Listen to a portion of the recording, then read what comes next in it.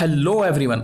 Iran के top nuclear scientist Mohsen Fakhrizadeh, जिनका सबसे बड़ा योगदान है ईरान के सीक्रेट न्यूक्लियर प्रोग्राम में, उनको आखिर मार गिराया गया ईरान की राजधानी तेहरान के पास। इसका ग्लोबल इम्पैक्ट क्या होगा उस पर बात करते हैं। काफी कुछ जानने को मिलेगा, उसके लिए आप वीडियो को अंत तक देखें एंड सब्सक्राइब माई चैनल। आते हैं टॉपिक पे। पहले यह जान लेते हैं आखिर कौन है Mohsin. Mohsin most famous Iranian nuclear scientist थे और उसके साथ वो ईरान के इस्लामिक रिवॉल्यूशनरी गार्ड कॉर्प्स के सीनियर ऑफिसर भी थे। 2018 में इजराइल द्वारा प्राप्त सीक्रेट डॉक्यूमेंट के अनुसार उन्होंने परमाणु हथियार बनाने के लिए कार्यक्रम का नेतृत्व किया। क्या डॉक्यूमेंट में मिला था उसको जानने के लिए आप छोटा सा वीडियो देखें। After signing the nuclear deal in 2015, Iran intensified its efforts to hide its secret nuclear files. In 2017, Iran moved its nuclear weapons files to a highly secret location in Tehran. A few weeks ago, in a great intelligence achievement, Israel obtained half a ton of the material inside these vaults. And here's what we got. 55,000 pages. Another 55,000 files on 183 CDs. आप खुद समझ गए होंगे कि Israel का intelligence agency कितना powerful है।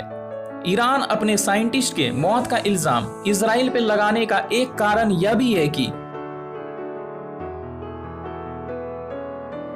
Benjamin Netanyahu ने 2018 में दिए स्पीच में यह भी बोला था कि मैंने मोहसिन को आइडेंटिफाई कर लिया है न्यूक्लियर प्रोग्राम के हेड के रूप में, और लोगों को बोला आप यह नाम अच्छे से याद रखना।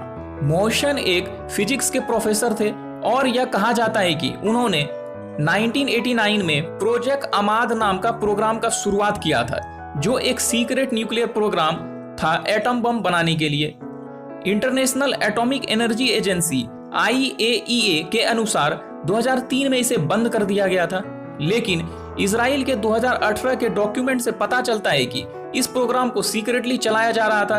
एक क्वेश्चन आपके माइंड में आता होगा, आखिर क्या हुआ मोहसिन फाखरी जाहेद को। फ्राइडे को एक बयान में ईरान के डिफेंस मिनिस्ट्री ने यह कहा कि कई सारे आतंकियों ने मोहसिन के गाड़ी पे हमला कर दिया। उसके बाद टेररिस्ट और उनके गार्ड के बीच में गन फाइट हुआ, जिसमें मोहसिन गंभीर रूप से घायल हो गए थे। उन्हें तुरंत हॉस्पिटल ले जाया गया, लेकिन डॉक्टर उन्हें बचाने में असफल रहे। अब बड़ा सवाल यह है, आखिर क्यों उन्हें टारगेट किया गया। इसका रीजन है ईरान 2015 में हुए न्यूक्लियर डील के टर्म्स ऑफ कंडीशन का उल्लंघन करना स्टार्ट कर दिया था और तेजी से सीक्रेट न्यूक्लियर प्रोग्राम पे काम कर रहा था।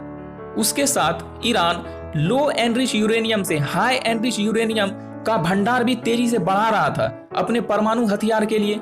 ईरानियन ऑफिशियल हमेशा कहते हैं कि वो ये सब इसलिए कर रहे हैं क्योंकि वेस्टर्न कंट्री हमारे ऊपर हद से ज्यादा अत्याचार करते हैं। इंटरनेशनल एटॉमिक एनर्जी एजेंसी के ईरान के पूर्व राजदूत अली असगर ने हाल में ही कहा था कि ईरान अब किसी भी हाल में पीछे नहीं हट सकता न्यूक्लियर प्रोग्राम से।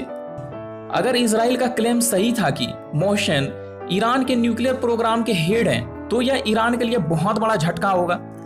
यूएस इंटेलिजेंस एजेंसी CIA के फॉर्मर चीफ जॉन ब्रेनन ने कहा कि एक साइंटिस्ट का मर्डर एक क्रिमिनल एक्शन था और यह अत्यधिक लापरवाह वाला कृत्य था जो पूरे रीजियन में कॉन्फ्लिक्ट को और बढ़ावा देगा। कई सारे ट्वीट्स में उन्होंने यह भी कहा कि मुझे नहीं पता इसमें कोई फॉरेन गवर्नमेंट का इन्वॉल्वमेंट है या नहीं, लेकिन फिर भी इस तरह का हत्या रिटालिएशन का रूप ले सकता है और युद्ध का खतरा भी बन सकता है। इजराइल ईरान का रिलेशन ऐसे ही हद से ज्यादा टेंस रहता है। उसके साथ अमेरिका ईरान के बीच तनाव भी चरम पे है, खास करके जनवरी से, जब अमेरिका ने ईरान के टॉप कमांडर कासिम सुलेमानी को एक टेररिस्ट कह के मार गिराया था। वहीं यूएस के होने वाले प्रेसिडेंट जो बाइडेन ने फिर से ईरान को न्यूक्लियर डील में लाने की बात कर रहे हैं। यह अटैक यूएस ईरान टॉक को और कॉम्प्लिकेट बना सकता है।